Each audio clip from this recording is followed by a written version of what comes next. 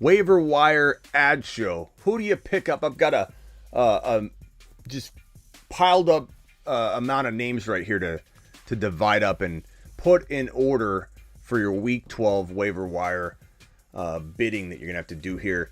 Maybe a couple hours. Some of you have your bids go through on Tuesday, Wednesday, but we do our show right when the game ends because I want all of you to have as much info as you can walking into Monday. Of course, Monday night game can change our minds, but for right now, we're going to break down the waiver wire ads for week number 12, pending the Monday night game. We're going to do it live. The Fantasy Football Show begins now. This is the Fantasy Football Show with your host, Smitty.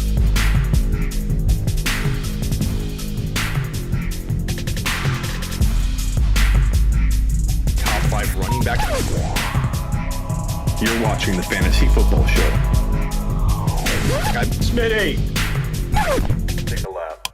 What's going on, everybody? My name is Smitty. You're watching the Fantasy Football Show, Week 12 Waiver Wire Edition. We're going to break down all the top guys to add in week number 12, pending the Monday night game. So, of course, make sure you are well aware of any amendments we might make on the show after we watch the Monday night game.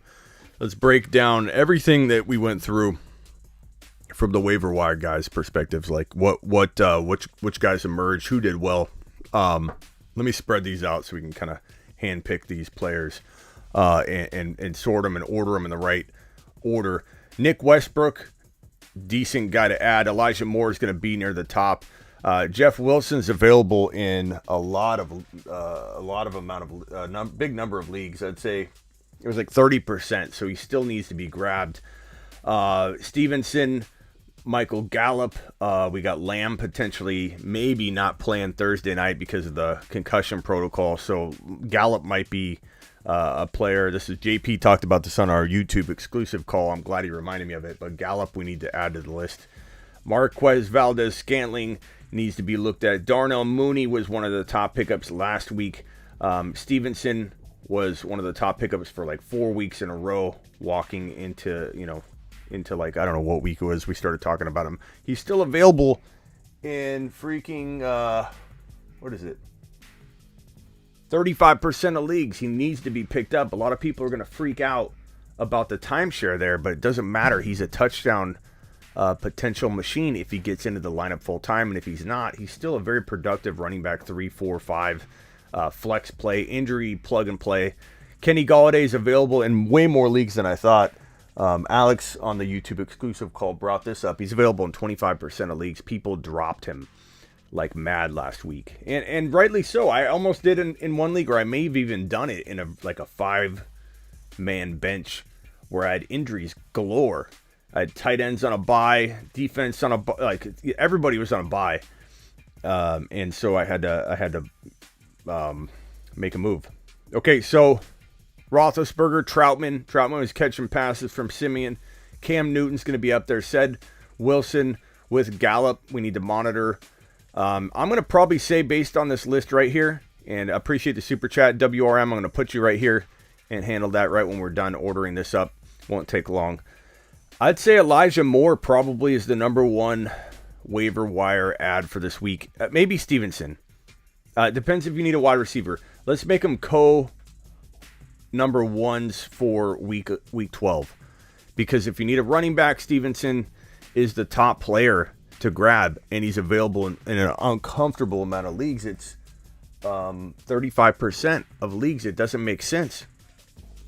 So pick up Stevenson if he's there. Pick up Elijah Moore if he's there. And then next on the list for me would probably be Darnell Mooney. Let's put him in some order, though. We'll go Elijah Moore, then Stevenson, then Darnell Mooney. And then next up would probably be, I would say Cam if you need a quarterback. Cam is just going to score a lot of points. Scantling, you don't know. Like Alex said in our YouTube exclusive call just a few minutes ago, you don't know what you're going to get. 1 week he's going to do well, 1 week he's going to not do well. Galladay I don't trust. Gallup I don't really trust. Said I don't really trust, but we're going to have to monitor. These guys will probably move up and down depending on the news on CeeDee Lamb. Westbrook's almost a more attractive ad, in my opinion. But I'd probably say Jeff Wilson, if he's still there. He had a horrible game. But him and Nick Westbrook are probably right around the same. Maybe Freeman. You could put Freeman in this lot right here. Maybe right below Cam. Because Freeman's going to be a good touchdown potential producing plug and play. Wilson, maybe Mitchell's back. Who knows? Westbrook looked pretty good. Nick Westbrook. Grab him for the Titans. And then past that, I mean, crap. I don't know. Gallup. I'll start ranking them over here. Gallup. Probably Troutman if you need a tight end. Troutman. Then Scantling. Maybe Golladay, Scantling. Could probably put Golladay ahead of him, I suppose, based on talent. But Galladay's a disappointing machine. All he does is disappoint. Said Big Ben if you need a quarterback.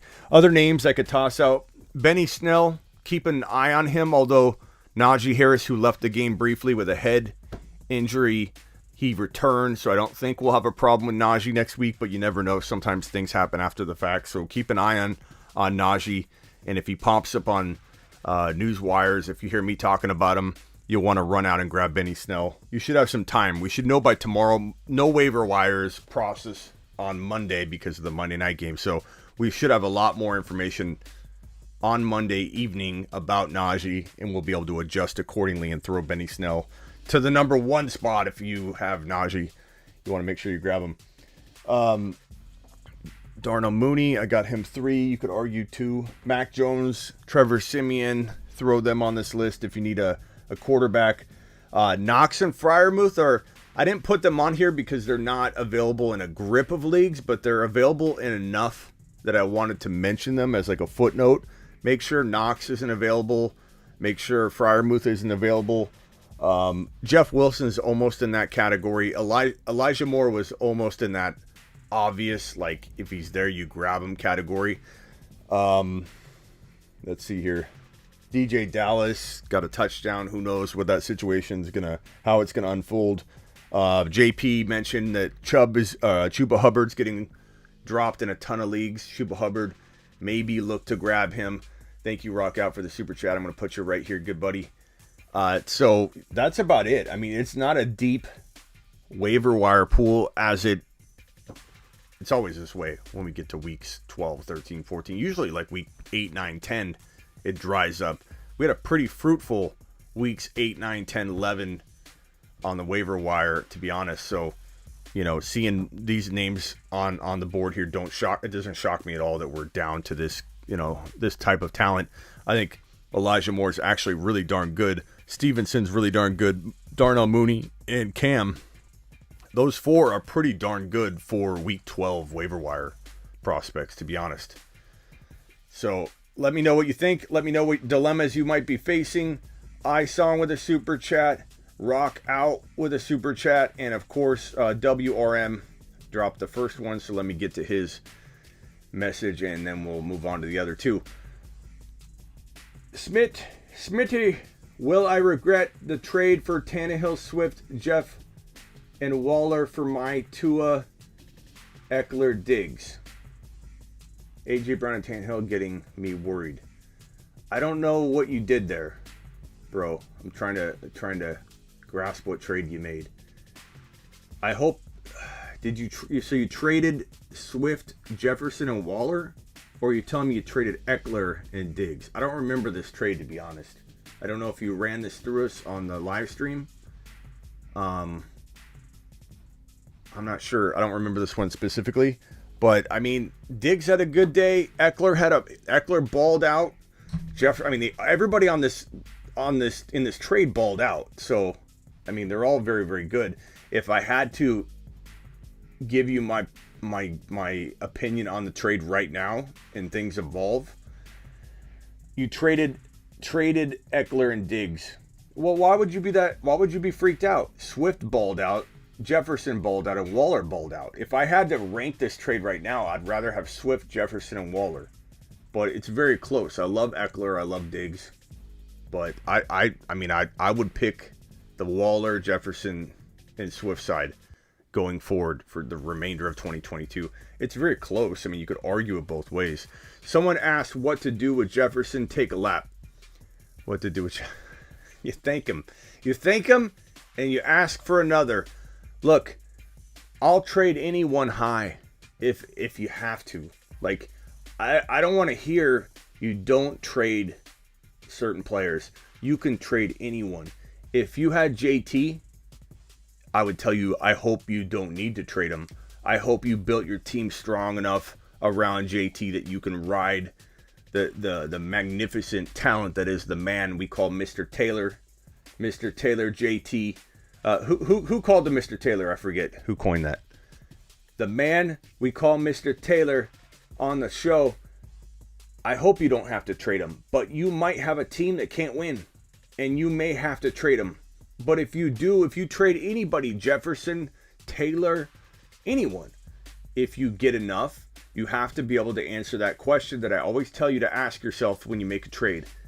If everything worked out great for the players that you sent off, like in the case of trading Christian McCaffrey, if you can't say, I love my side of the trade, no matter what happens with McCaffrey, good or bad, especially bad, I love my side of the trade. If you can't say that coming out of the trade, you made a bad trade.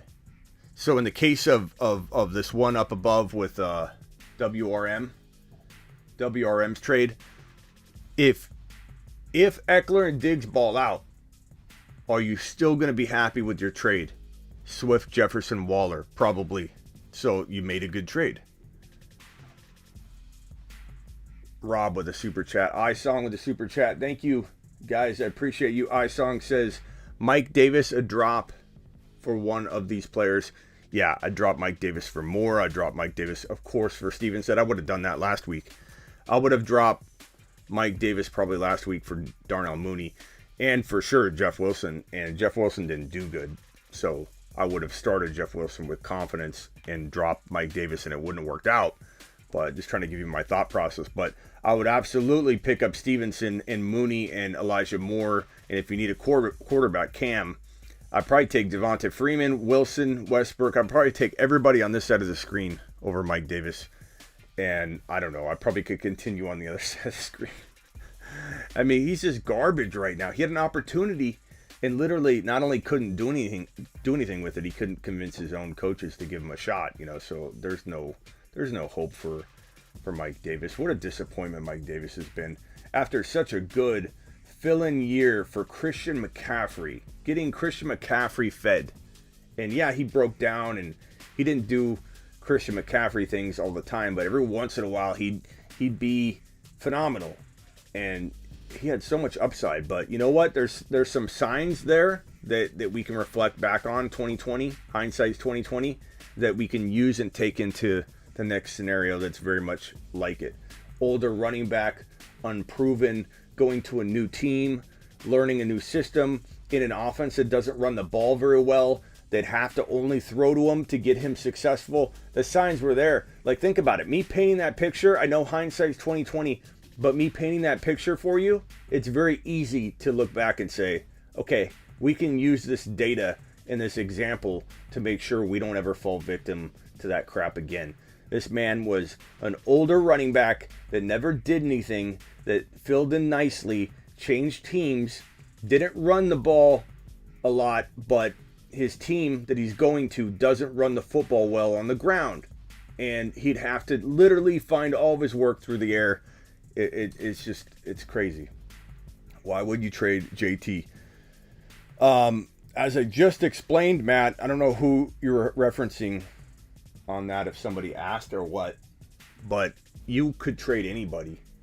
I wouldn't want to trade JT, bro. I would hope that somebody built their team strong enough that they don't need to trade JT. But if your team can't win, you have to trade anyone you can. The highest player that can get the most for a deal that can help you make the playoffs or win your championship. You can't be tied to any player if they can get you the world. If they can't get you the world, if you can't, like, I would not trade JT myself unless I was in a position where I knew I couldn't win. But if I traded him, I thought I could win. It's very simple. It comes down to that basic concept. Can you win trading JT or Debo or anybody you love, or will it not even make a difference?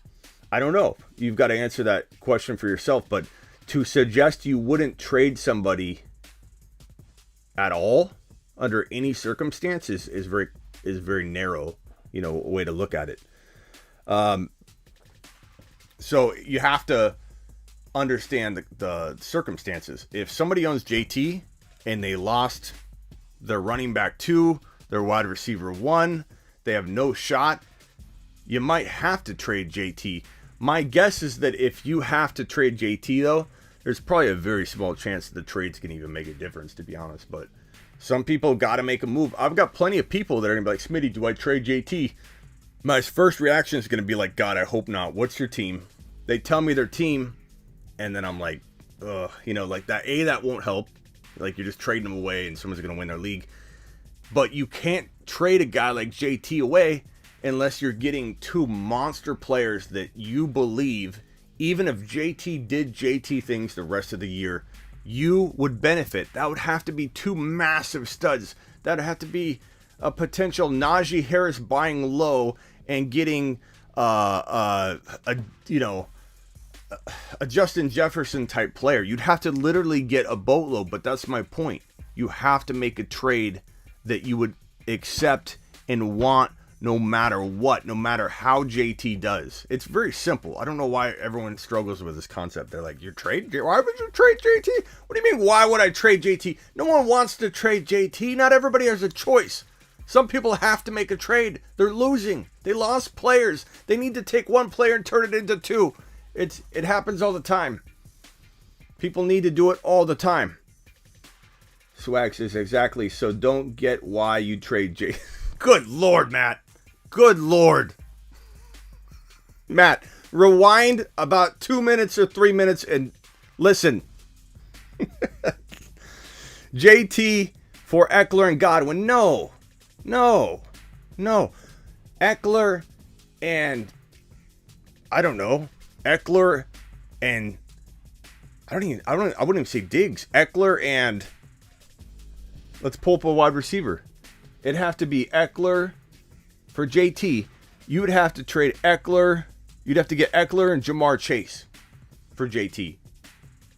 Who would take, and not everybody's going to take it, but who in the chat, if your team was struggling, you got hit with an injury, you're needing to get 2 players.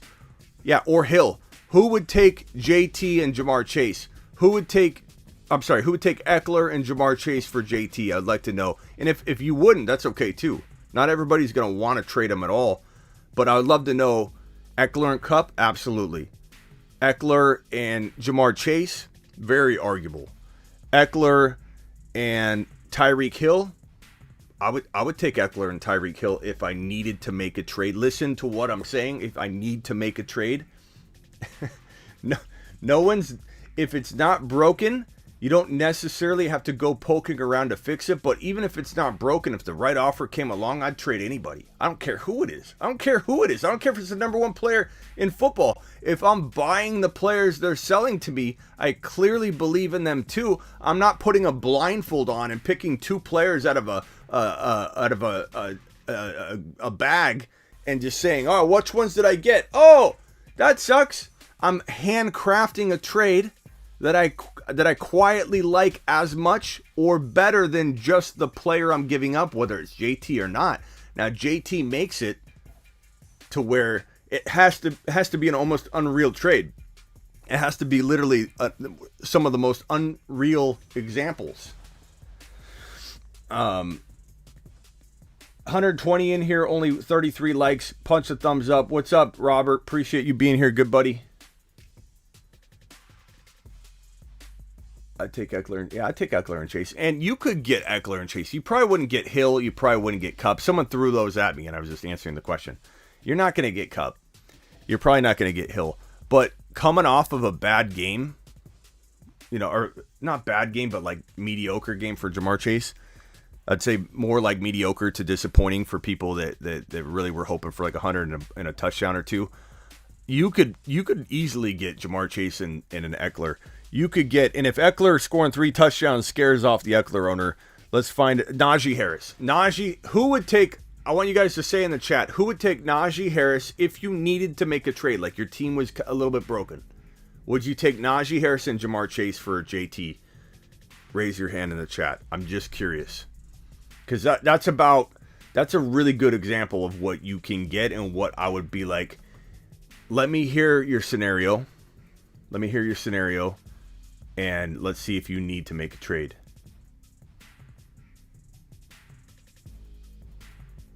Let's see here.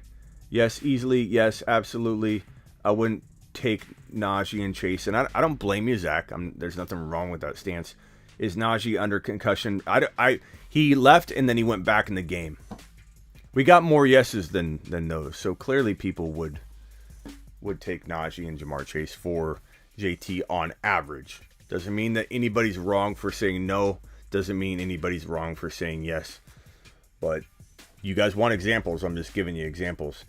Adams would be another one. Okay, so back to the super chats. Matt Slater. Matty boy. Trade. Got my trade in before the deadline this week. I got Swift for Gordon and Sutton. That's a steal, bro. One player in my league saying not fair. What do you think? What do you mean not fair? It's already over. It's not fair because he watched the game. That's like Monday morning quarterbacking. Not fair after the game was played. Did his comment come in after the game was played? I bet it did. Of course it doesn't feel fair to him now.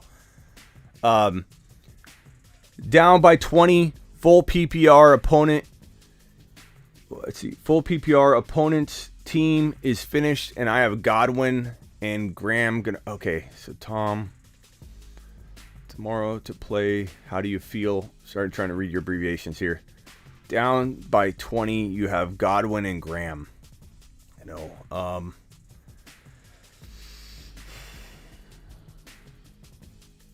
Yeah, I probably, if I had to pick a side, I would probably rather have the 2 players and be down by 20. Because Godwin and a kicker, I feel like you're going to get 7 to 8 or 9 from your kicker. And then if it's PPR, full PPR, you said, I mean, 5 catches, there's 5 points right there. He needs 55 yards and you're good to go. So, Rob, I'd rather be you, to be honest. Okay.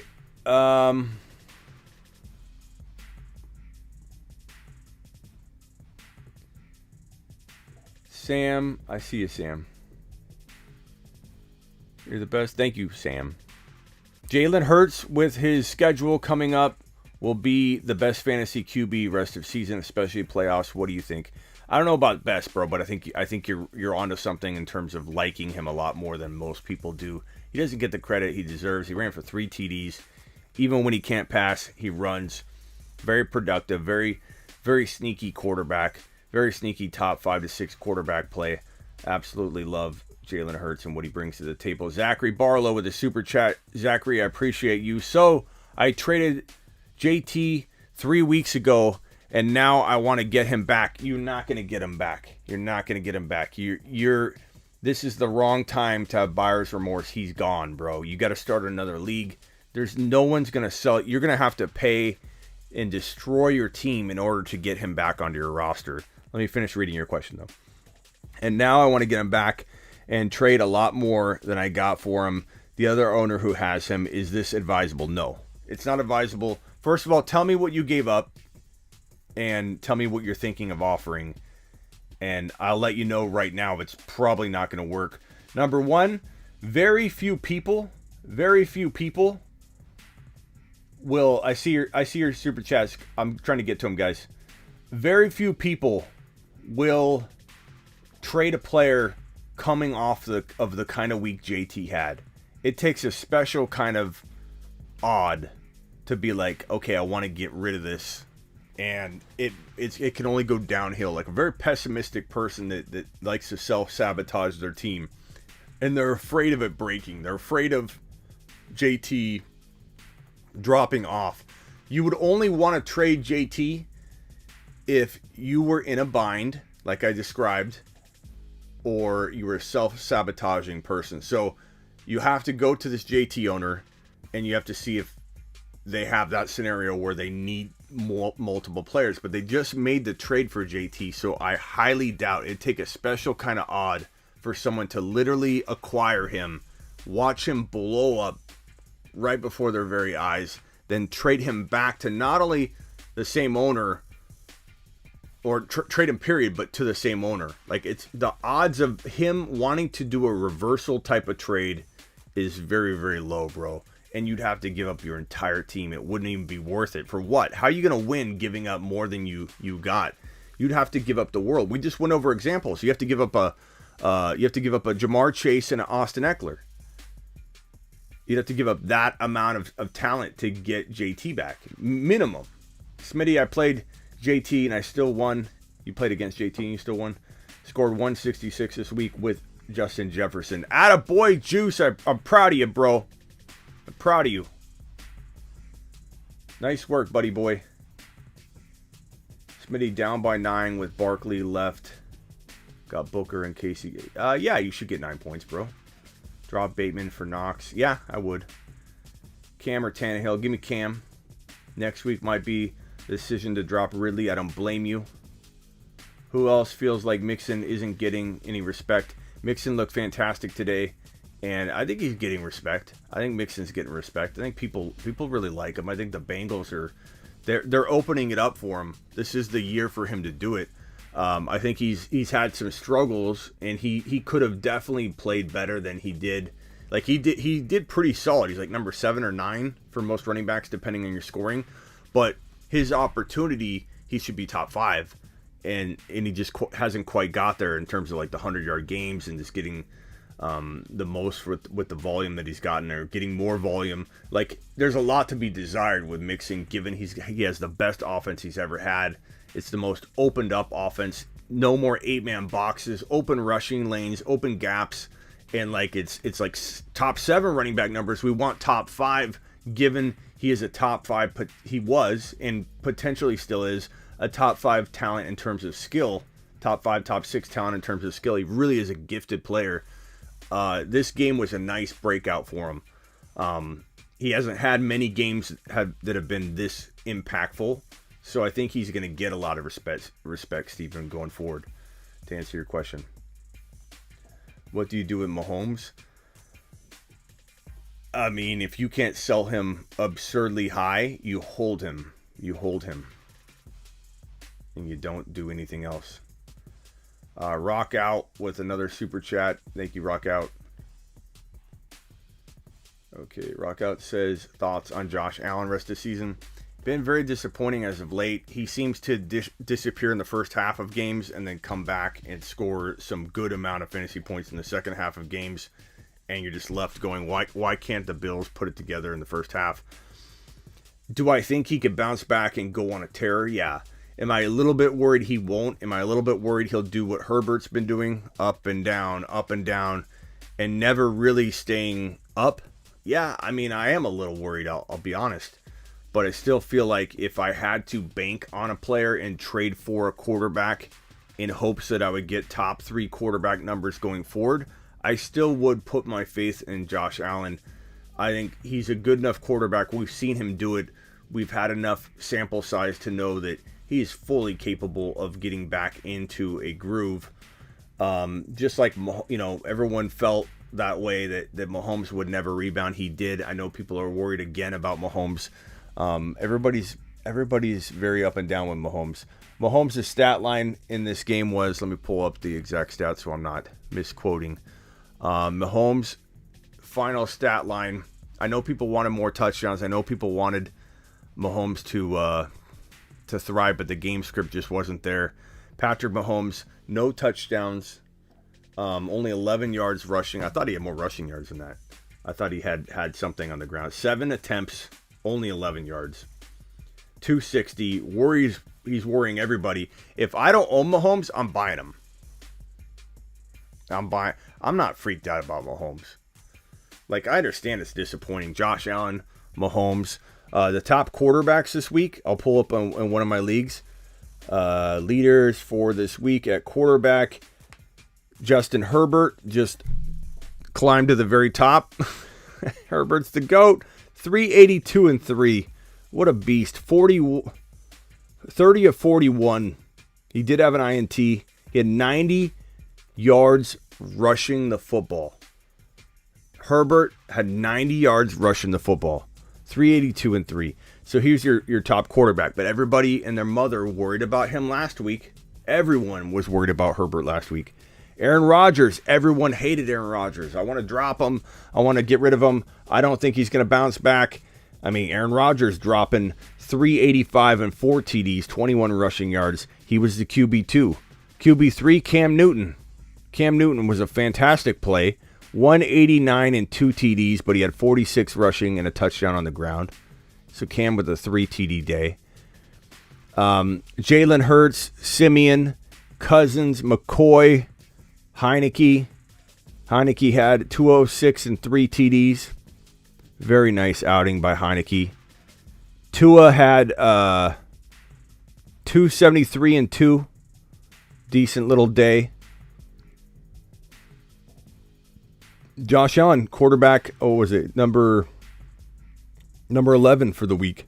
Not great. Not horrible. Not great. 209 and 2 isn't bad. The 2 INT sucked. He did have 18 yards rushing to kind of counteract some of the interception points, so you could almost look at it like a 209 and 2. Not a great day. Allen has only had 1 4 TD game in 2 3 TD games, but I think he's gonna be a good buy low. If I had to identify a quarterback that I think is worth the risk given the price, I think people are going to sell him. I certainly would go after him. I understand why people wouldn't. Juice, appreciate your super chat again, good friend. Smitty, play JT. Oh, got that one already. Hold on a second. I know I missed one here. Zachary Barlow, advisable. That was your Zachary Barlow again. You got Zeke and Godwin. Yeah, that's a tough pull, man. Godwin, like if I was gonna trade JT, it would have had to have been a Diggs and a Zeke, and even that in hindsight would have been horrible because now Zeke's looking bad. But Godwin is too up and down. So you want to give up Mixon and Adams for JT. He's probably not gonna take it, bro. And what would your team be if you did that is my concern. You know, what would you have left? And I don't think he'd take it. Mixon and Adams probably. Mixon had a great day, but Adams going on a bye. Mixon, I don't know if Mixon and Adams are enough. I don't know. What do you guys think? Do you think he would accept that? And do you think it's even something he should be considering? I think you're probably, if you give me your team before and after, I might be able to help you, or just at least let me know what your team is. I'll try and help you. Snakey, I drafted Kyle Pitts in my Dynasty League. He's been pretty disappointing so far. He is a rookie. Give him a chance. Don't worry about it in a Dynasty format, bro. Don't overreact. Granted on a team, should I try to trade or hold him? I would hold him. I mean, of course, if the right offer came along, I would take anything. I just described that earlier. Like, I would trade anybody if somebody gave me an offer I couldn't refuse. But I'm not in the business of accepting offers that aren't too good to be true. Like an offer I can't refuse. I will only take. That's the only way I trade. I know a lot of people say they like to make deals even for both sides. I don't. I like to blast somebody and have the trade echo through eternity.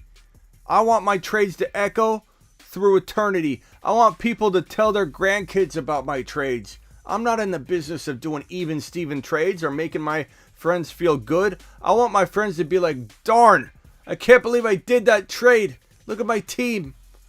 I want them in shambles. That's how I play. So, am I trading Kyle Pitts? Depends on the offer. If someone comes in and gives me something I cannot turn down, like let's say they fill my tight end void with Knox and they give me a player like, let me pull up a wide receiver. So Knox and a wide receiver that I wouldn't have had if I didn't make this trade. I'll bank on Knox for the remainder of this year. Worry about tight end next year, or maybe Knox will be a thing next year. But give me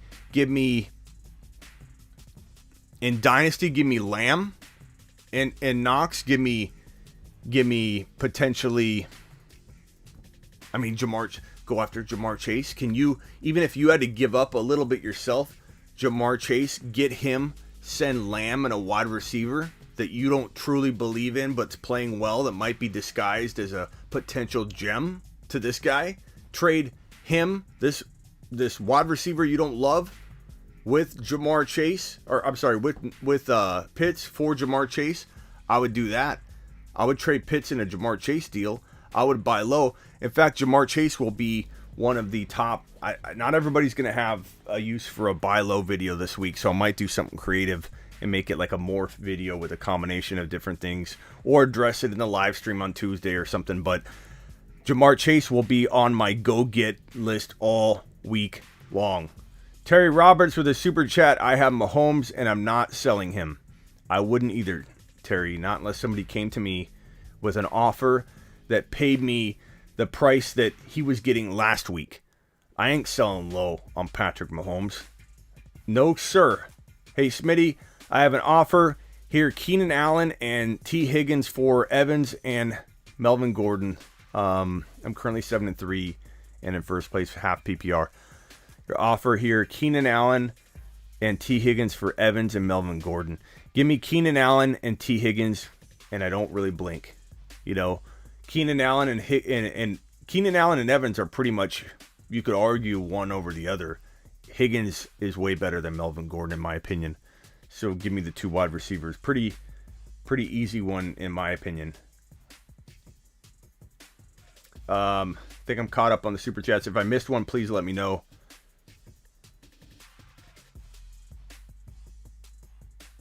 Let's see here. I have Lamb and Jamar Chase. I love Lamb and Jamar Chase. So if we're talking about Pitts for, I mean, let's see a running back. Or who's your quarterback? Do you have a bad quarterback? Can you go get a Mahomes and Knox for Pitts? Can you convince somebody to upgrade you into Mahomes right now? Maybe someone's going to give up Mahomes.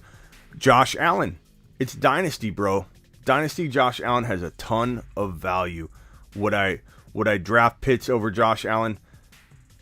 Probably. So you're going to need to get more. Rock out with a super. I got Josh Allen. I'm not selling him either. I don't blame you. I don't blame you or Terry. There's just no way someone's going to give you enough.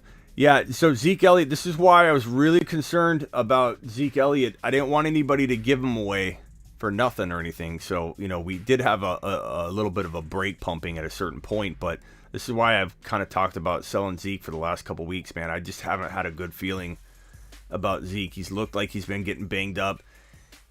He goes back in. He looks tired. He's not getting the volume. He was kind of falling into the end zone twice. He had 14, I think, touches the week prior and 2 TDs, and that's why I had him on the list of guys to sell.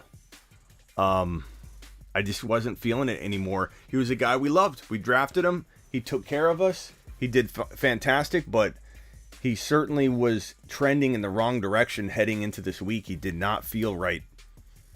And I'm afraid that anybody that owns him could potentially be looking at a guy they can't get rid of, and they're not sure what he's going to bring to the table. He could bounce back. That's why nobody should be selling dirt cheap like this. We're probably not there, bro. Trading Zeke for Clyde, a guy a week ago people would have given away for a ham sandwich. We're not there yet, but Zeke certainly, he had that top 7 overall upside like 2.5 weeks ago, and it was like a small window of time, you know, where you could get rid of him for still first round value. Now I don't think you could get even close to first round value. Maybe you can do a package deal where you're going after Jamar Chase using Zeke. You know, try that straight up. I would. if you can weather through the loss of a running back. Would I trade Javonte for Hunt? You could very easily argue either side of that.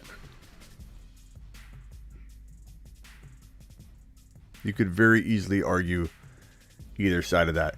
I mean, if Hunt comes back and is the co-starter like he was at the beginning of the year, then he's going to be fantastic. Will he come back to that? I don't know. I would imagine so. That's if Javonte isn't the starter. If I mean, this could go 100 different ways. It could go, Hunt looks great, you should have made the trade, and then Hunt kind of tails off, and then Javonte gets the start to the moon, top 6 to 10 running back numbers. Javonte, if he's getting all the work, will be a top 6 to 10 running back in fantasy football per start. But will he even start a game? We really don't know. No one has any indication. It really comes down to how long Melvin Gordon stays on the field, because at the current moment, it doesn't feel like they're going to bench him. But yes, Matt, even sharing carries, he should do very, very well, like flex well, with flirting with running back 2 numbers here and there. I got DK and Russ with Cam on the bench. What do you do? I mean, maybe you play Cam next week, bro, but it's hard to sit Russell Wilson for Cam, but I think I might at this point until we see Russell Wilson rebound. We know he's capable of it. Like, I'm afraid the moment you put Russ Wilson on the bench, he will do what Aaron Rodgers just did. But it's okay because Cam's pretty good right now, and you can afford to watch Russell Wilson go off on your bench because Cam might still do it well enough to where you're not really losing sleep over it, and then you could switch back. Might be safer to go with Cam Newton. Smitty, I'm the king of backup running backs. You have Herbert, Dillon, Javonte, Hunt, Patterson, Eno, Booker. Thank God JJ, Adams, Lamb, and Josh Allen carried me to 7-4. Hopefully you get some good use out of some of those guys. Dillon didn't do awful, ISong, but definitely left a lot to be desired. I had Dillon in a number of leagues, and he did well, but he didn't do great.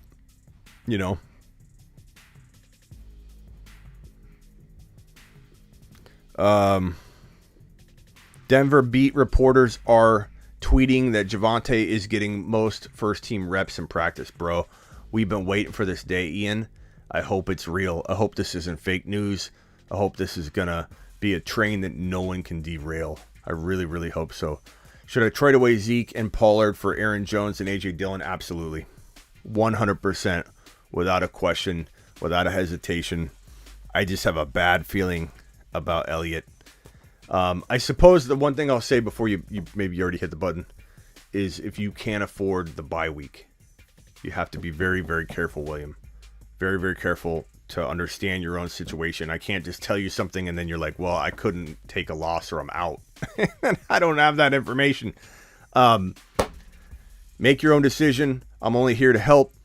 This is just, my thoughts. You guys got to make your own decisions, but I would rather have, in general, in a vacuum, my decision would be give me Aaron Jones and Dillon over Zeke and Pollard for a couple reasons. One, the Green Bay offense will feed the running back. I have no concerns about them dialing back the running game. If they dial back the run, they pass to the running back. It's going to be fine. I do have concerns about Elliott's health, and you'll put him out there. You won't probably put both of them out there. You'll put Elliott, and Elliott could be the one holding you back. If Pollard could have a big game, then you come back and you're like, do I start Pollard? And everyone's like, you can't start Pollard over Zeke. Then you put Zeke out there. He has 40 yards. And then before you know it, you've lost 3 games trying to toy around with that. And then you wish you just made the trade. Anything can happen, bro. Aaron Jones, he's out another game. Then the Packers have a bye. Who knows what happens when he comes back. I'm not saying there isn't risk, but I would rather get out of the Cowboy running back situation, especially because they can phase out the run as well.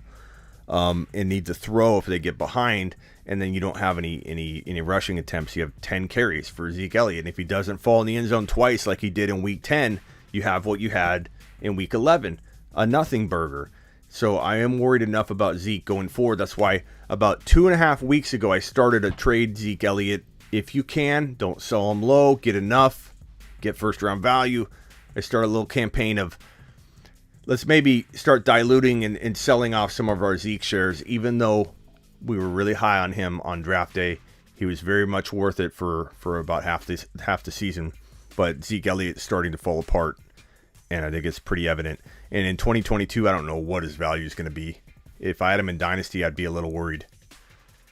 I traded Zeke and Pollard for Cook a week ago. Fantastic, genius move. That's rock out. That's what I've been saying all about 2.5 weeks worth of videos and a lot of the live stream content is get creative. Go get a Cook right now. Go get an Eckler. Now you can't get Eckler. Eckler's untouchable at this kind of value because he just had a 3 TD game. Other running backs that I would like if you're in a bind now and you've got Zeke, you really are in a bind. Swift. What did I say all week about Swift this week and last week? And I don't want to hear Smitty, but you didn't like him in the preseason. If you want your analysts not to evolve or change, this might not be the show for you, number one. Number two, Swift was very, very much inside and embedded in coaching thinking that was, we're going to run 2 backs, we're going to do it all the time. And now they're finally opening up to the idea of giving the work all to Swift. And that's why Swift's value is going up. But this was a concern all year for half of a season. We let people draft Swift very, very high. And then we swooped in, just like we did with Jonathan Taylor, and took advantage. I have a Jonathan Taylor video, a Smitty approved.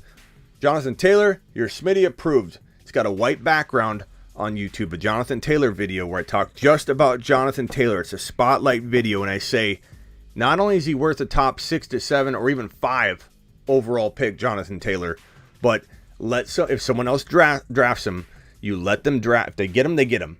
And they draft him. They will give up on him about 2 or 3, 4 weeks into the season. He had a very, very poor weeks 1 through 3. And he did okay. He scored, I think, in week 4. Didn't explode. Jonathan Taylor was a buy low through the first quarter of the season. And then he blew up. And then he's blown up more and blown up more. Now he's untouchable. Swift was an amazing buy low for the last 3 or 4 weeks. You could get this man in a combo deal. You give up your Tyreek Hill and you get DK and Swift. You give up your Tyreek Hill and you get, worst case, a McLaurin and Swift. McLaurin was one of my favorite all week long talking about buying McLaurin. He was the last wide receiver 1 that no one was respecting whatsoever. So disrespected as a wide receiver 1. He's not a wide receiver 1. He's garbage. McLaurin, that buy window is closed. Love this move, rock out. It's exactly what we've been talking about all the last 2 weeks. Naji is class, no doubt, over his talent, but every play he's getting drilled. It is a concern. Zachary Barlow, I'll get to your super chat right now. I'm good, buddy.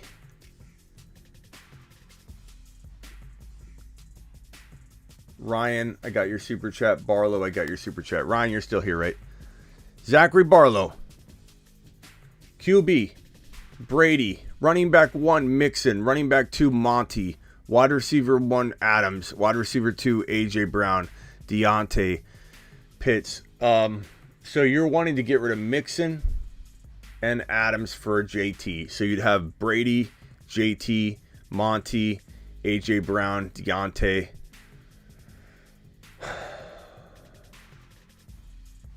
I don't know, bro. I don't know. I love that you would have JT again, but I think this takes you. First of all, where'd Zeke go?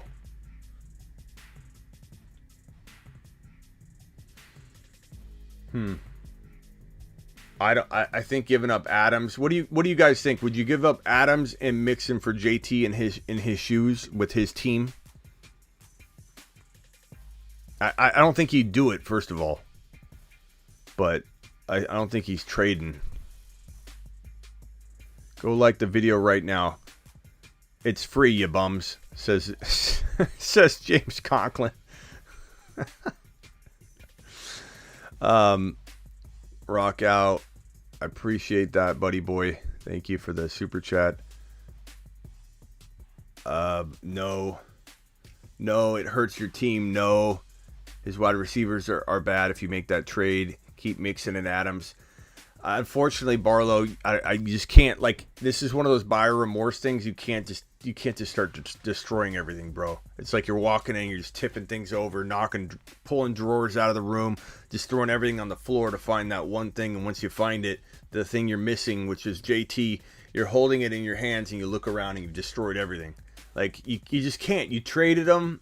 It is what it is, bro. Don't destroy the team.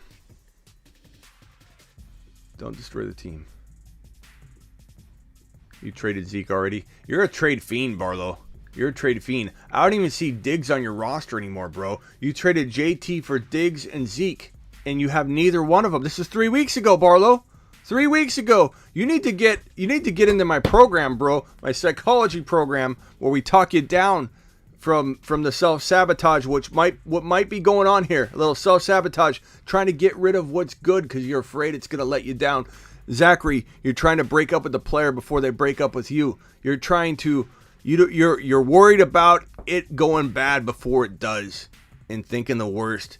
Zachary, I can help you. You need my text line, first of all, Zachary. Go to heysmitty.com and order this bad boy. I'll give you a deal. DM me on Instagram. I'll give you a deal. A massive deal. I need to be involved in these trades, bro, because I'll walk you down. I'll talk you out of them. I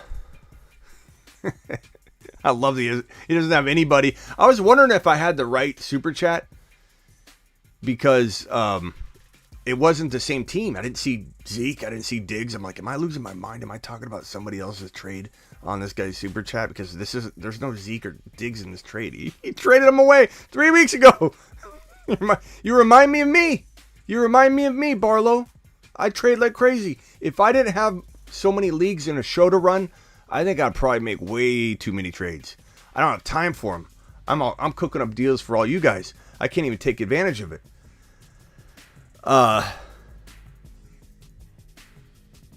Itchy feet. This guy needs a trade pending at all times.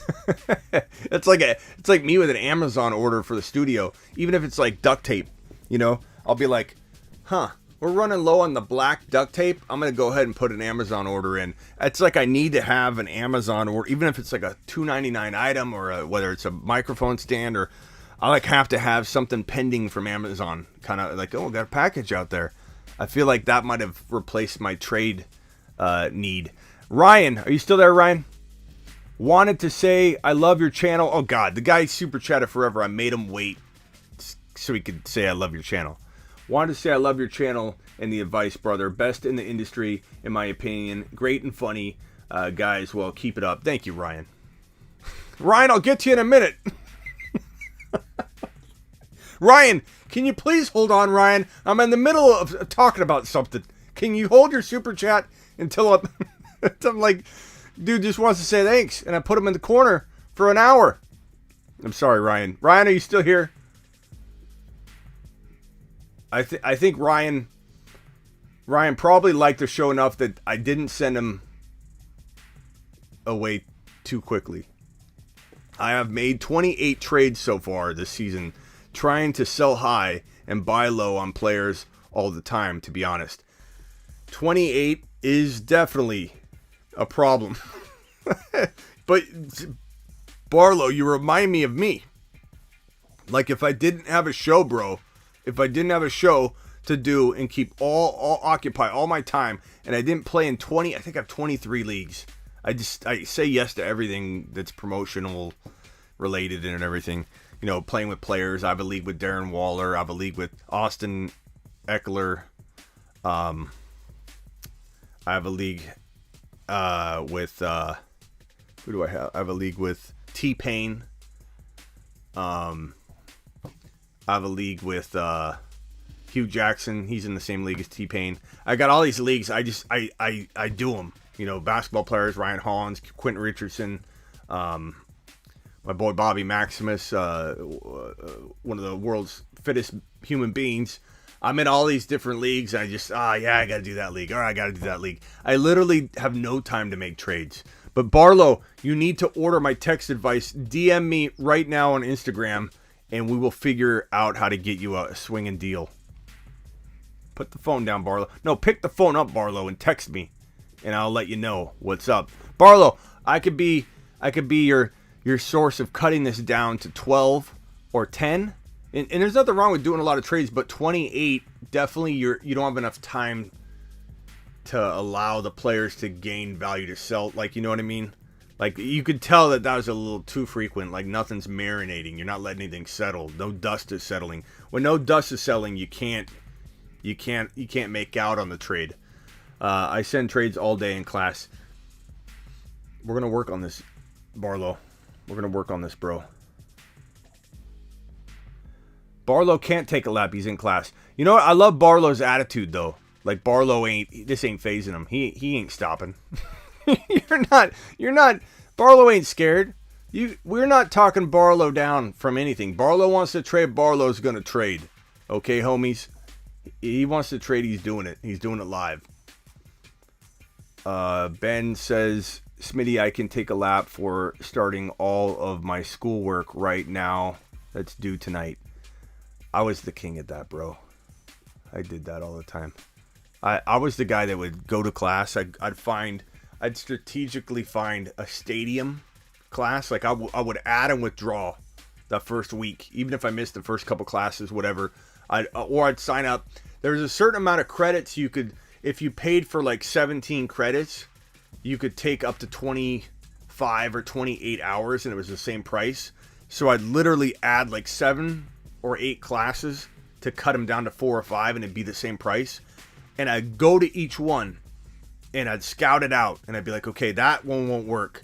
I'd have to go to every class in this small setting. They're going to know I'm not there. That one's done. I drop it. I'd go to this class. They all qualified under my prerequisites, too. I was very creative about it. I'd go to a stadium where there'd be 300 or 400 people, and you enter the back, and it goes down. And they pass the attendance around at the end of class, and I'd literally sneak into the class like this. I'd come through the back doors real quietly, and then right before they started passing around the attendance sheet, I'd go like this, and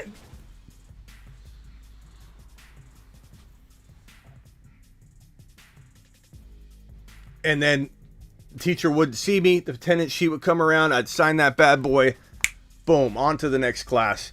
My day didn't start till period 2. That's how I rolled. I was an OG. That was my bachelor's. In graduate school, you don't have to. I did online, and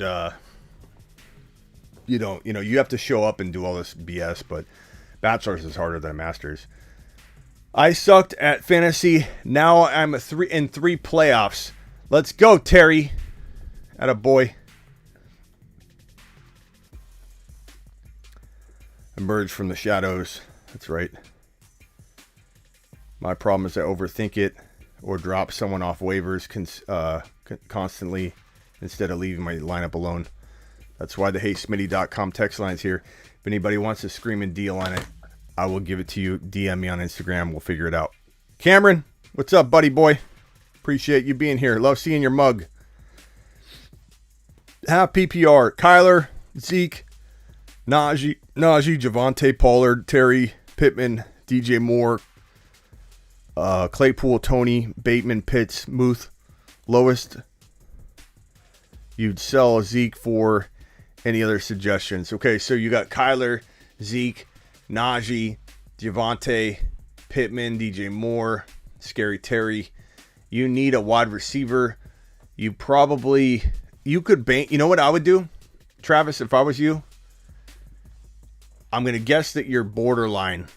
You got a borderline team and you don't feel like you're going to win. Okay? Otherwise, you wouldn't be coming to me for this. So, you got to take a gamble, bro. I would trade Zeke across position. Go get a wide receiver. My two buy lows my one buy low and my two buy lows are Mahomes and Jamar Chase. My top buy lows for week number 12 on. Mahomes, maybe Josh Allen, but number 1, Jamar Chase. I bet you could take Zeke and get Jamar. I bet you could get Jamar. You might have to give up something. You might not have to. I would get Jamar Chase, and I would put my balls on the line and say I'm riding with Javonte. It is a big risk, bro. It is a big risk. I want you to know that. I want you to know that this is one of those things where they say, you got a 25% chance of this mission coming back. We're taking the planes across the ocean. We don't have enough gas to get back. It's a one-way trip. Okay? That's what this feels like. I want you to know that before you do it. Trading away your running back 2 in Zeke, or your running back 1, essentially. Trading away your running back 2 in Zeke, who's now become a liability, for Jamar Chase, and plugging in Javonte is like a one-way mission with no gas, taking the planes overseas, covert operation, not expecting to come back, balls to the wall, balls on the line, put Javonte in, get Jamar Chase in the lineup, roll in there with Javonte, Naji, Kyler coming back from injury. You got to buy. I hope you can survive that. And then you got Scary Terry, Jamar Chase, Pittman, and DJ Moore. Maybe you trade for James Conner, using DJ Moore or Pittman. That's what I'd do. That's what I would do. But I'm crazy, bro. I'm crazy. I also play in enough leagues where I can try a weird crap like that out and get away with it. Henderson's a decent buy low. That's true. The remaining buy low running backs right now. Camara, in an interesting way, you could probably buy low. He's been hurt. He's out. People worry about him. Swift, closed. Buy low window, closed. We talked about him for 2.5, 3 weeks. I'm sorry. It's the best I can do is scream from the rooftop. Swift, closed. No longer able to buy him low. JT, it's been closing every day, but we've been talking about buying him low back weeks and weeks ago when he was half the cost he is right now. Now, you can't get JT. You used to be able to get JT using Christian McCaffrey. When I told everyone to trade Christian McCaffrey for JT and a wide receiver like McLaurin, that was kind of laughed at. Now, you can't touch JT. He's the top guy. Closed. Dalvin Cook, you're not going to get him now. Closed. Naji, you might be able to get Naji cheaper than you should get. You might be able to get Naji. JT buy low still. Bro, JT costs you your whole team. You'd have to give up your entire team for JT. And while that might be worth it, you'll only have JT out there. You have to pick up a bunch of waiver wire guys. Get Nick Westbrook in there. Get Ced Wilson. Get Valdez Scantling. You might be able to pick up Devonta Freeman, put Cam at quarterback, and then you got JT in your running back 1. That's going to be what you look like if you start poking around trying to get JT at this point. He's just going to be too hard to get. I don't think you can get him. You know, would I sell him? I'd sell him if you had to. If you had to. Not advisable. Not something I enjoy even mustering up. But if you have to sell, if your team won't win, yeah. Okay. Monty, pretty decent buy low running back, has some high end running back 2 potential. Let me go to the rest of season rankings that I've got here. Hold on.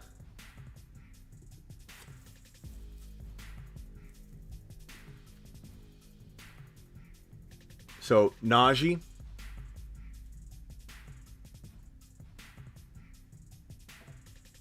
Camara, and just because they did bad doesn't mean someone's going to give them away.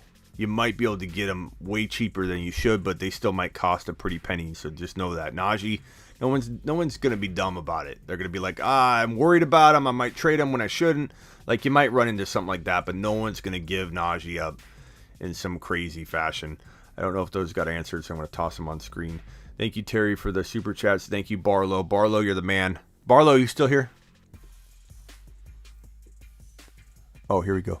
Don't think Mixon and Deontay lands JT. No, bro. Mixon and Deontay land JT about is... Here, let's do something unbelievable.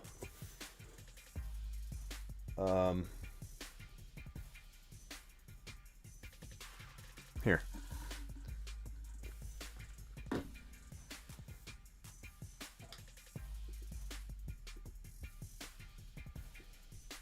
Mixon and Deontay gets you JT about as easy as I can bounce this off of the glass and land on top of the soda can. Ready? This is the odds of it. Didn't even stay on the table, bro. basically zero chance, broski. Let me finish your question. League mates are dumb, and this dude has crap wide receivers. It's not gonna work, bro. But certainly try. Barlow, if you pull this off, you will be temporarily the master trader. But then we're gonna revoke it if you don't stop trading. But you won't get this, bro. You could barely get him for Adams and Mixon. I don't think you try. I'm very interested to see if somebody would, like, maybe your grandma's in this league and you take advantage of your grandma. And for that, you should be ashamed of yourself. If your grandma owns JT and you're gonna take JT away from her at that cost, I'd be pretty disappointed. But half PPR. Barlow, I appreciate you, buddy boy. Half PPR, Kyler, Zeke, Naji, Javonte. Oh, I already got that one. Yeah, I gave you my balls to the wall strategy on that one. Terry, appreciate you. Scary me for Scary Terry. Attaboy. 7-4 running backs are JT, Chubb, fire. Hendo, Javonte, Pollard, Michelle. Wide receivers are D-Rop. Drop. Is that D Hopkins? D-Hop? I think it's D-Hop. Amari. We call it D-Hop drop. He's got drop. Amari, AB, Ayuk. Should I trade Chubb, Hendo for top tier wide receiver or sell JT for running back wide receiver combo? Your team is built. You've got JT, Chubb, Hendo, Javonte. You're good enough to trade Hendo, bro. Trade Hendo and Amari. Trade Hendo and Ayuk. And go after... Try and keep JT and Chubb. Go after a running back you could probably get, bro, for that value. I would imagine you could maybe get Aaron Jones. I don't know if you could get Jones and Dillon, but Hendo, maybe Javonte, if you wait, I don't know if you can wait a week or if you've got a deadline, but Javonte might be able to get you a boatload at wide receiver once he gets a hold of the job. And as we're talking here, there's rumors about first team reps for Javonte this week. I don't know if you can sell off of that rumor and try and make someone feel good about it. Amari and Hendo and potentially, even Ayuk for a running back. I don't know that you could get Aaron Jones, but you might be able to. Man, what other running back could you get? Mixon's out the door. Would I trade Hunt in your situation or Chubb in your situation for like a Justin Jefferson? Yeah. Would I trade for a Jamar Chase? Try and get Jamar and something. So Jamar Chase and something for Hunt, or go after Aaron Jones using a combination of everybody else. That would be my first two recommendations, bro. And I appreciate your super chat. D-Hop. Okay. Drop. We call him Drop. Drop. Stop, drop, D-Hop. 200 in here, 102 likes. I wouldn't mind a few more if we could punch that for your good old boy Smitty, your good buddy Smitty. I mean, I am out here. We're now an hour and 9 minutes in to the show. We might end it here. Smitty's going to get a little rest tonight. I'm going to watch Succession, Dexter, And what else do I got on Sunday nights? I forget, but there's something else I got to watch. But I'm going to sit down, relax, de-stress my mind. We've got the week 12 waiver wire show out of the way. Tomorrow will be some buy low stuff. And I did my top 10 to 15 running backs for 2020 redraft and dynasty with all kinds of 2021 implications. So if you have yet to watch my most recent video that was before this, it's called the top 10, or it's called the 2022 redraft and dynasty running backs. If you haven't watched that, it's not just about 2022. It's talking about leading into it. I talk about McCaffrey this year. I talk about, a lot of things this year to reference what I think could happen for 2022 redraft and dynasty. It's the most informative running back video I've made all year. So go watch it. You will absolutely love it. Curb Your Enthusiasm. I haven't watched that in a little while. I need to catch up. Dexter is pretty good, Ben. They did a real good job bringing it back. It hasn't missed a beat. It's fantastic. Smitty, I'm up 51, but my opponent has Fournette, Godwin, Saquon. Do I win or lose? I think you win. Maybe. Probably. Gotta be close. Wish you luck. I don't know. Steven Barlow with the super chats. I appreciate you, good buddies. Barlow, add Elijah Moore to sweeten the pot. Of course, Barlow. Barlow. Thank you, Terry.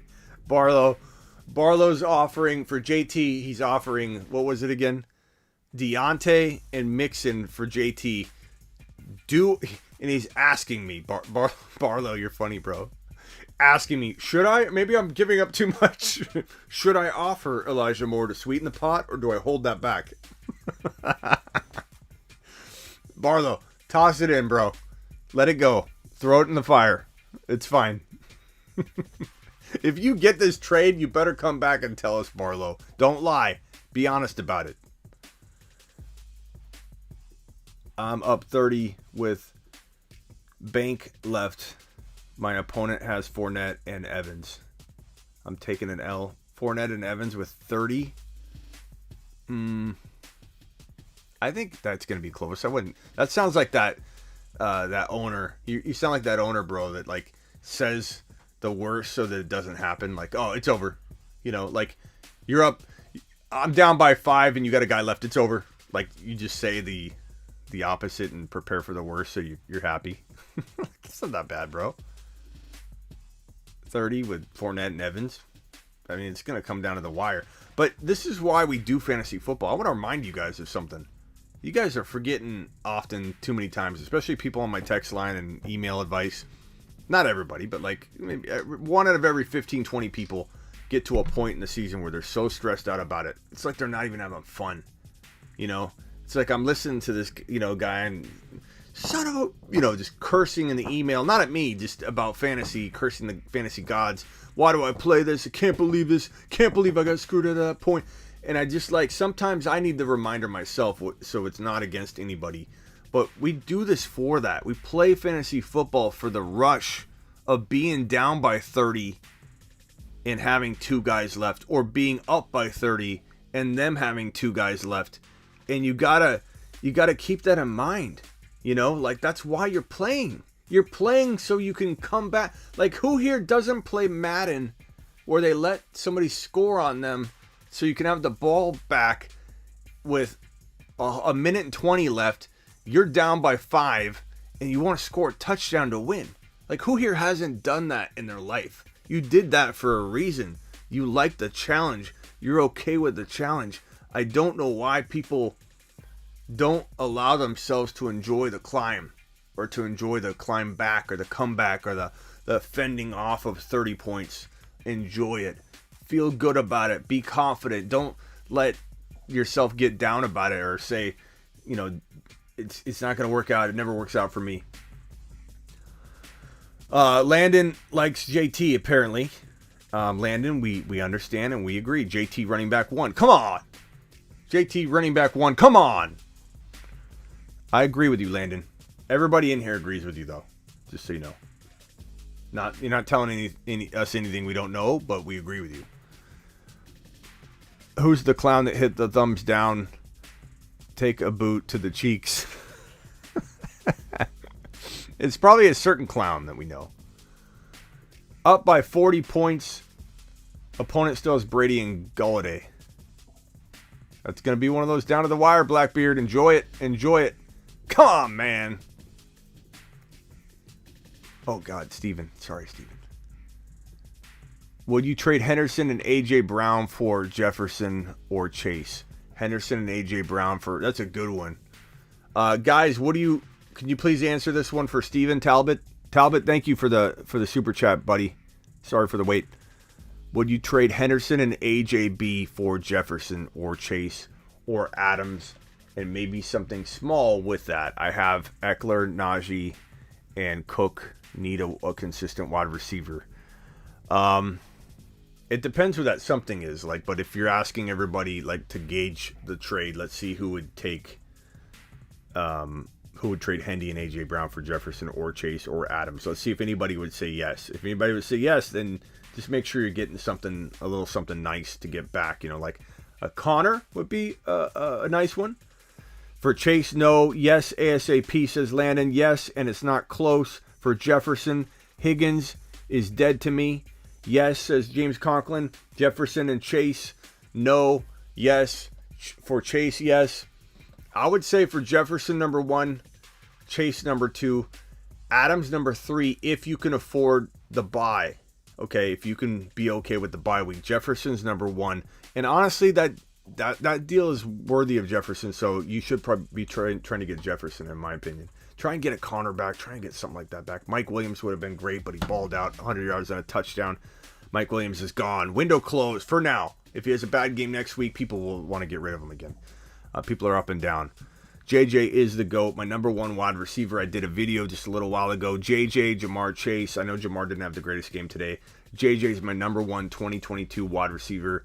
That video is on Instagram. Second post ago. And then I talk about Jamar Chase. And then of course, make sure you watch my most recent video before this one, the 2022 running back ranking show.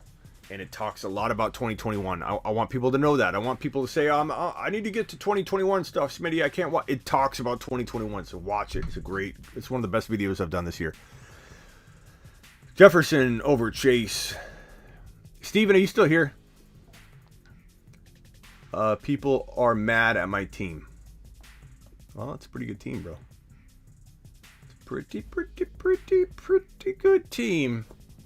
For my Curb Your Enthusiasm reference. Pretty good.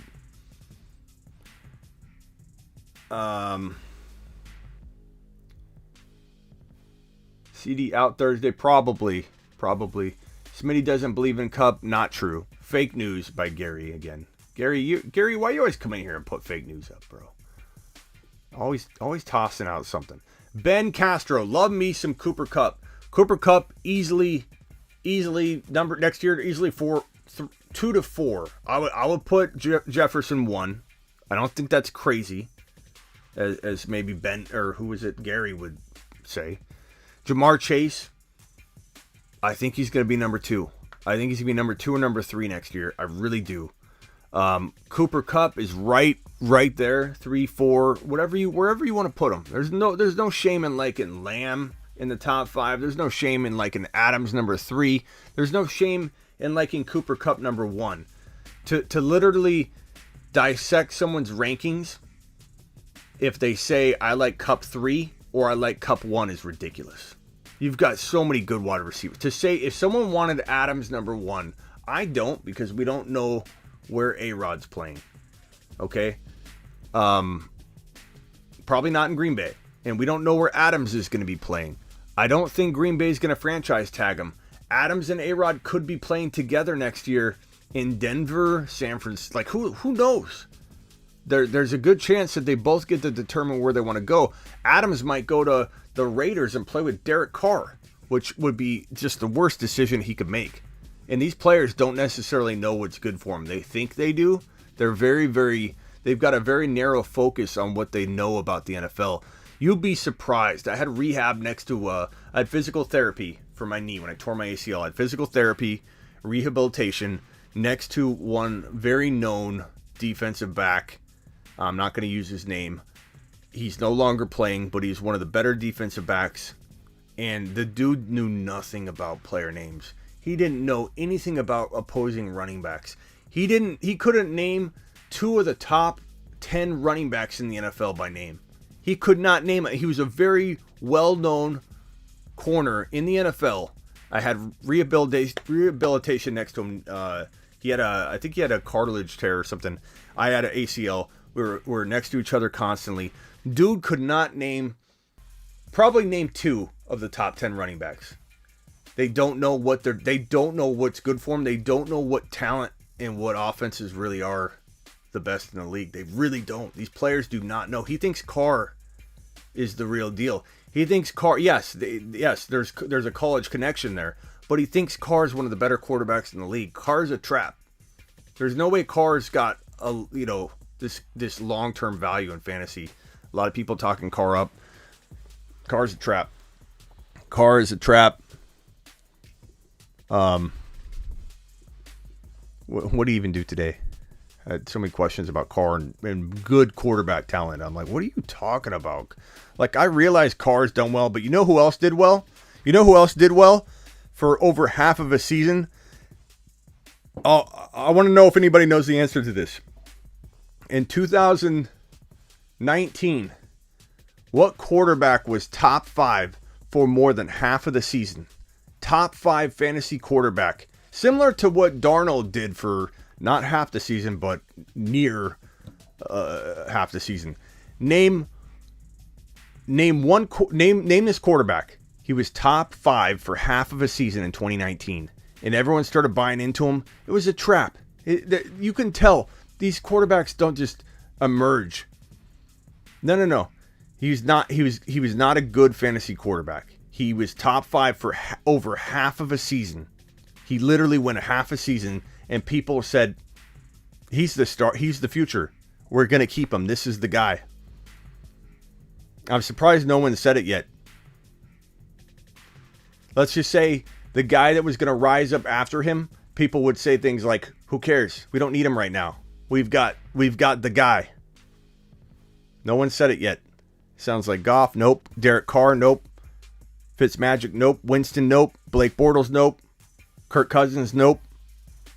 Gardner Minshew, nope. Alex Smith. In 2019, Alex Smith was a top 5 quarterback through October. And people said, Mahomes who? We don't need Mahomes. We drafted him. Alex Smith is the guy. He was that good for half of a season. Don't let half of a season fool you. I did a video on Mahomes. It was one of the first videos I did, I think. And Mahomes was my number 1 bold prediction that year. And I said Mahomes is going to be a 1-3 quarterback before he was ever the starter. It was Alex Smith. Alex Smith was a top. Oh, did you get it? 12? I didn't see your response.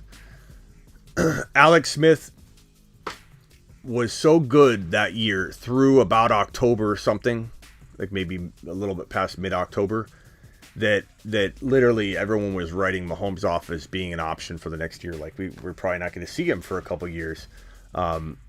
So Landon says Alex Smith is retired. He is. He is, Landon. Landon knows his history. Thoughts on Gibson? Did he look after getting out of the doghouse in the first half, rushing wise? He's getting the touches. He looked good in the second. Yeah, I mean, like early on, I was like, great, Gibson's back to his old tricks, doing nothing, and then all of a sudden his stats started picking up. Yeah. Thoughts on Fields, Smitty? Fields is okay, bro, but I hate Chicago's offense, and I hate Nagy's horrible. The fact that they won't fire Nagy now is incompetence. And I don't believe in the organization right now. I don't believe in the team. I don't think they've got anything set up for this man to do well. Montgomery is wasted away. A-Rob, there's a reason A-Rob has vanished. It's probably not A-Rob's fault. And Mooney, I like Mooney a lot, but I'm just not a big fan of this offense at all. At all.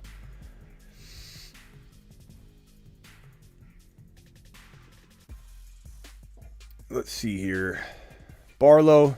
All right, I sent Elijah Moore, Deontay, and Mixon downrange for JT. I can't wait, Barlow. I can't wait, bro. I can't wait. If you come back and tell me Grandma accepted, but she said I got to do chores all weekend or so, like that that's not going to count, Barlow. Downrange. This guy's probably deployed, and that's what he means. He's downrange, literally can't accept it, and he's going to have some proxy accept it for him. Nagy is Gase 2.0. I don't know who's worse, Gase or Nagy. I don't know who's worse. I don't know.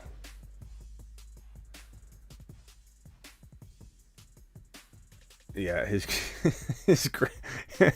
yeah, we got, who's the follower in here that his dad, who's the follower in here where his dad asks him for a trade, and if he doesn't do it, he feels bad, so he has to give him whatever his dad wants. So if his dad's like, I've got Cook and you've got Madison, I want Madison, can you just give me Madison? And he does the trade, and he sends the offer in here, and it's a horrible offer. I'm like, bro, you can't trade Madison for that. And he's like, it's my dad. The dude, he does the reverse of taking advantage of your grandma. He does the inverse where he lets his pa just take it to him on every trade. His dad says, hey, give me Mahomes for my Justin Fields. And he comes into our live. How can I make this trade look as good as possible?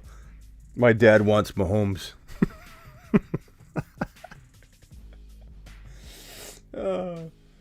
Peter says, no way anyone is trading JT after today. Bro, we're just talking about it, but I you know what? It's possible that this guy's got a line on his grams. His gram might not know what's going on, bro.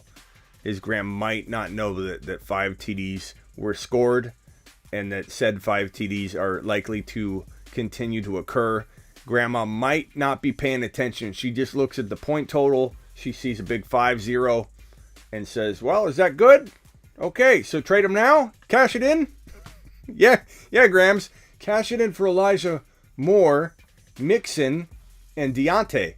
Look, Grams. Deontay had 20 points. Look, Grams. 20 points plus Mixon's, what did Mixon have, like 30-something? Equals more than JT's points. So I'm getting more points. So I'm getting more points by getting Deontay and Mixon than I got on with JT. Punch it. Punch it, sonny boy.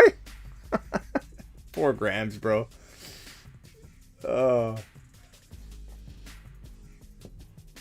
You know there's someone out there that's taking their gram out of the cleaner in a family league. You know they don't care. They don't care at all. They just, Grams, trade me JT, Grams.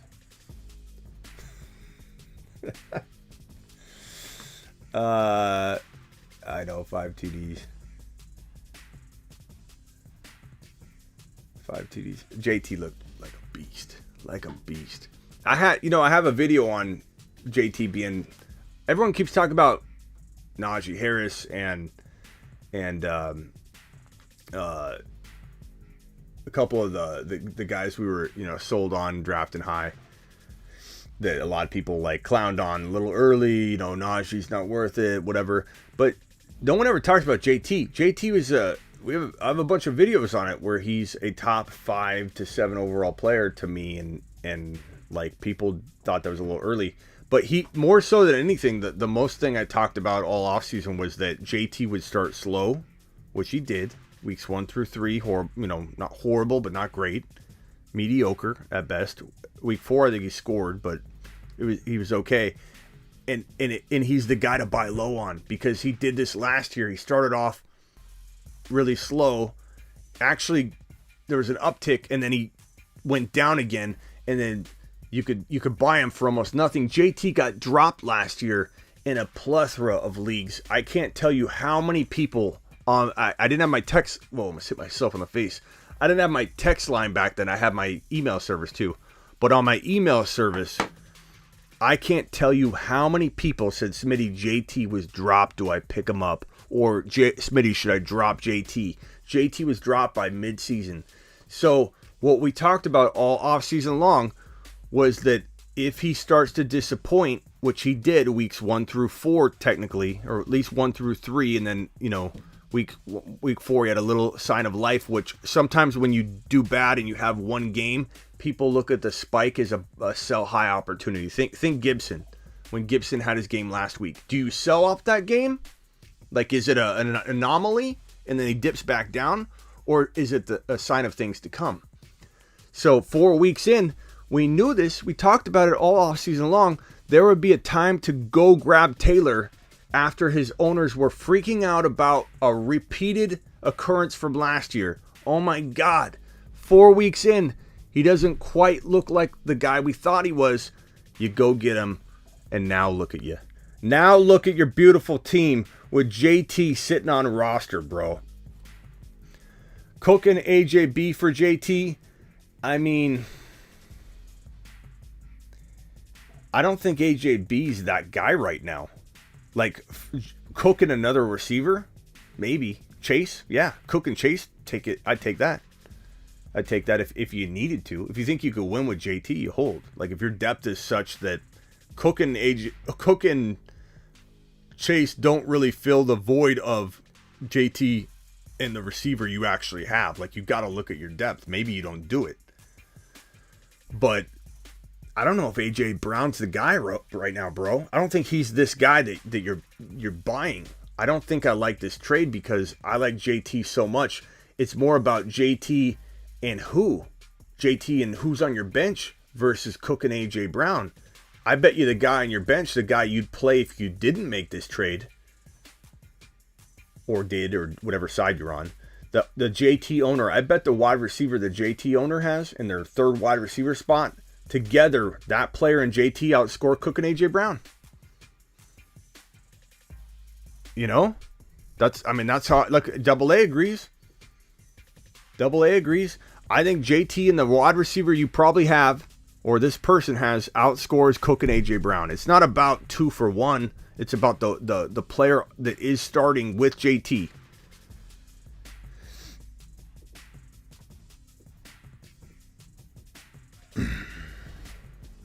No one is trading for the GOAT, Jonathan Taylor. Give it up. Give what up? Lunchboxed. CMC for Eckler and Zeke. That's interesting, bro. But honestly, I don't know how I feel about Zeke right now, man. I'm going to say no. I don't know what we're dealing with. I don't know what we're dealing with Zeke Elliott. Maybe he has an injury. Look at Kyler. Let me give you an example. Kyler Murray hurt his ankle, kept playing. He kept playing, finished the game out. Kyler Murray finished the game out. Kyler Murray hasn't played since. Don't think just because a player comes back into the game that the swelling won't develop, an ankle injury or whatever can't get worse. Zeke Elliott, he's no guarantee just because he came back into the game to suit up in the coming games. Like, we don't know what we're dealing with Zeke. I'm going to go ahead and say I don't like this right now. It's tempting. It's tempting, but I feel like you can maybe get more. If you're going to trade Christian McCaffrey, you can maybe get Eckler. You can get an Eckler type and a wide receiver, like Chase over Zeke. Would I take Eckler and Chase over Christian McCaffrey? Yes. I'd take Eckler and Jamar Chase for Christian McCaffrey in a heartbeat. Zeke, I don't know.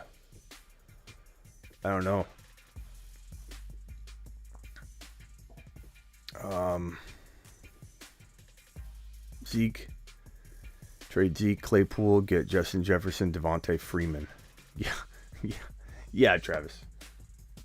Get Justin Jefferson right now for Zeke. If you can still pull that off, it's amazing.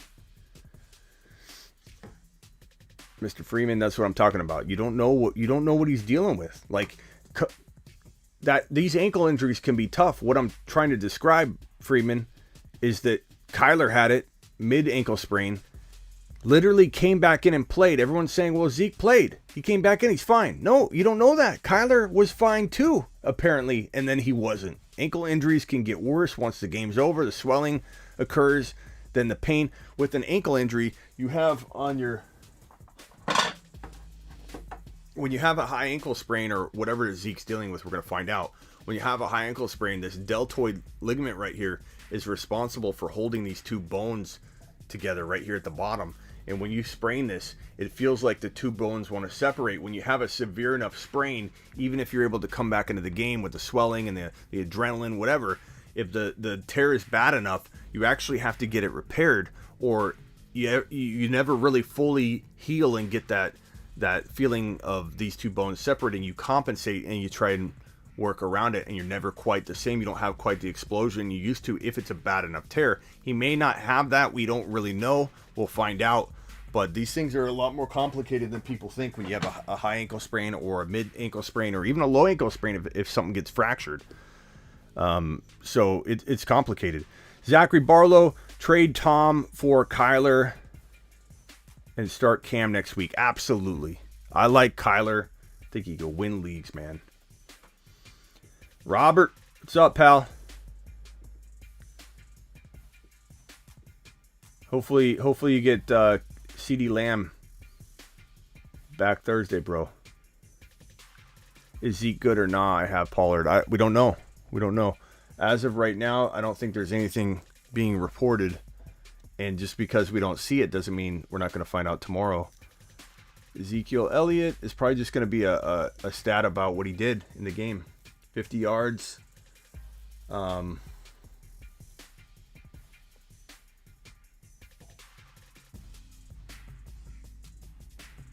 don't think it even talks about his injury in this news report. Let me see if he's on another app. Hold on. Ezekiel Elliott aggravates knee injury. So his knee. I don't know if it's ankle and knee. I mean, you don't even know. Elliott carried the ball 9 times for 32 yards. Is that even the right? It looks old. Dallas Cowboys running back Elliott ankle. So this is the right report. Ankle was forced to miss some time in Week 11's loss to the Kansas City Chiefs, but ultimately returned to the fourth quarter and seemed fine. Still, he had an unimpressive game running the ball 9 times for 32 yards and adding six catches for 36 yards. He was soundly outplayed by Tony Pollard, who averaged 7.1 yards per carry on 7 totes. Elliott won't have much time to rest with the Cowboys playing on Thanksgiving, but he should be fine to play through the ankle unless issue, even if he misses some early week practices. I don't know. I'm not saying that there's something wrong. I'm just saying Kyler Murray was thought to be okay too. And with these ankle injuries, you don't know. So be a little bit careful. I'm not saying not to buy low in the right scenario, but I'm certainly saying that this is why, not this specific injury because it just happened, but him breaking down, his inability to stay healthy, given the amount of touches he's had over his course of his career. This is why about 2.5 weeks ago, I started let's start trying to do away with some of our Zeke Elliott shares and get something of amazing value while we still can. And I'm afraid we're at the point where Zeke Elliott might be breaking down. And I don't know that we're going to see the Elliott that we saw early in the year ever return. I feel like we're at the precipice of him falling apart. The tipping point of his career, about ready to go downhill. Maybe he has a revival, one more bump, one more uptick before the great fall, but he's had a boatload of touches. More touches than any other active running back in fantasy football. And if you look at the amount of touches that he's had compared to anybody else close, there's no one relevant. There's no one relevant left that's any good. Like, he's the only one with his volume that's out there playing. Kyler is, I'm glad they rested Kyler. They got the bye week. Kyler's coming in ready to rumble. My Cardinals are looking good. They're 9-2. broskies. They're 9-2. Or 1. Or 2. No, 2. Look at me. Look at me willing them to have 1 loss. 9-2 going into the bye. First in the league. There's no one in the league with 9 wins but the Arizona Cardinals. You've got the Titans are 8-3. They got 8 wins. And then one more team has 8 wins. The Packers, right? Packers are 8-3. Cardinals, 9-2. Only team with 9 wins. Cardinals look fantastic. They did that. 9-2.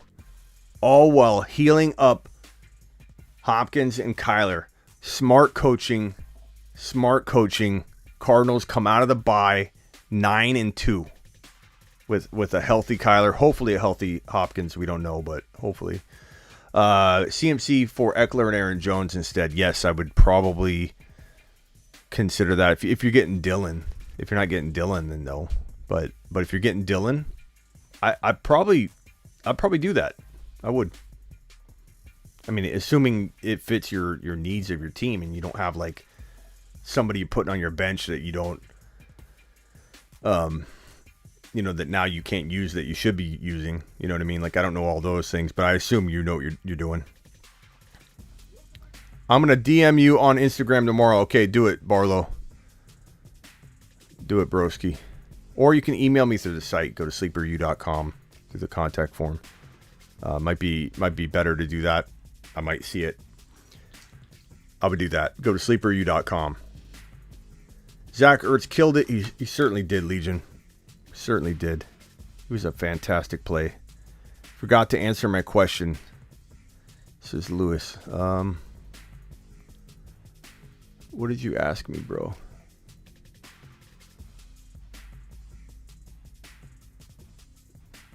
Sorry, Lewis.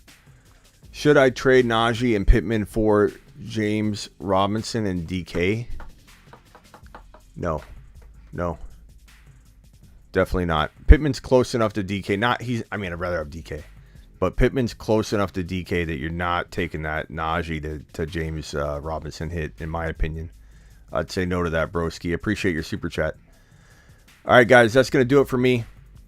Good hour and 40-minute show. Man, I can't believe we just had 40 minutes go by. It was an hour and 9 minutes just a minute ago, it seemed. Now we have an hour and 42-minute show. Appreciate all you being here. I am anti-Cowboys. That's a shame, Peter. That's a shame. Gary, do we think McLaurin can stay consistent? Bro, McLaurin's running back 1. Somebody tell Gary that McLaurin's running back 1.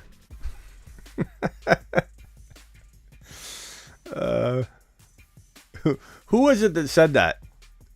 I forget who that was. Was it Gary? That was Gary. Yeah, Gary said wide receiver 1, right? Didn't you say McLaurin's a wide receiver? You called me drunk because I had... What did Gary say? Gary told me I was drunk because I had Justin Jefferson 1, didn't you? Someone remind me what Gary said so we can end the night. Because I'm not going until I remember. Smitty trying to be a fantasy doctor. Vincent, I got more knee, cartilage, ligament knowledge than the average medical professional you go talk to, because I got 19 years of explaining and looking at this stuff. So I'm the best non-doctor you'll find, Vincent. Appreciate you.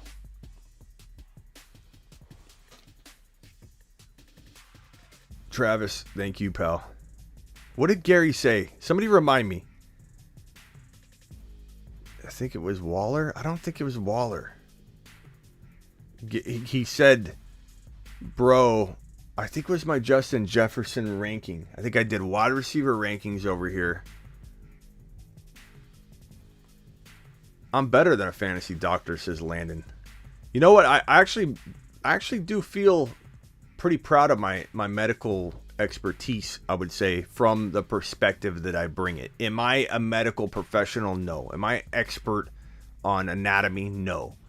But do I consider myself an expert at fantasy football injury analysis? I do.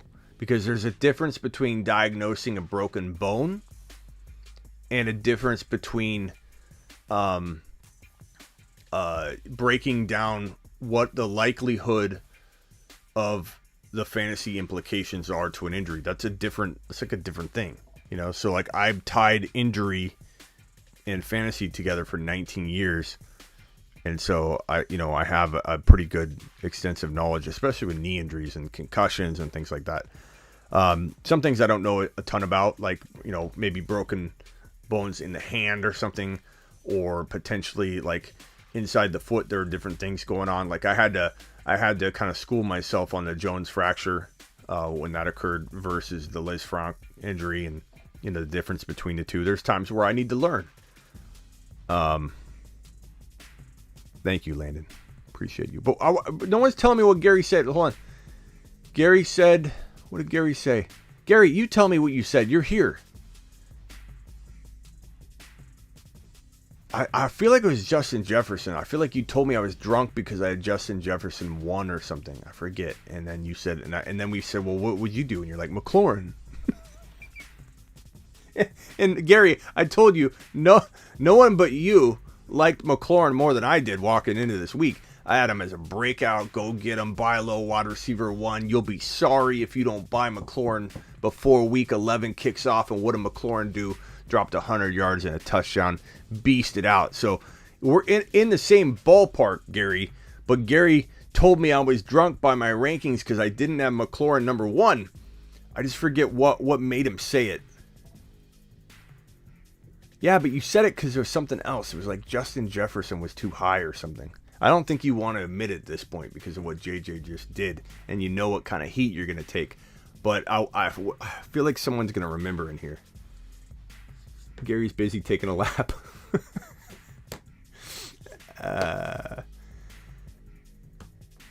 Thank you, Terry. How do I feel about Jeff Wilson? I'm not excited. But horrible game. Very disappointing. Very, very disappointing. Russell Wilson was disappointing. I mean, it was a week of disappointment. Just a lot of disappointment. If you super chat on my way out, or if I missed it, please comment. This video will start off with 0 comments. I try and get back to all the comments I can within the first 12 to 24 hours. So not the live chat, the comments. So I'm going to hit end, go to my YouTube homepage, click the video and comment. And if I missed your question, I will comment. Crazy says, take a lap, Smitty. You take a lap. You take a lap, Crazy. I'm out of here. As always, best comments hit the screen as we intro out. I appreciate all of you. Let's go.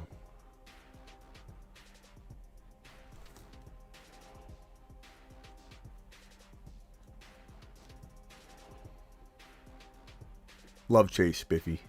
Top 5 wide receiver, go forward. Later, everybody. Appreciate you.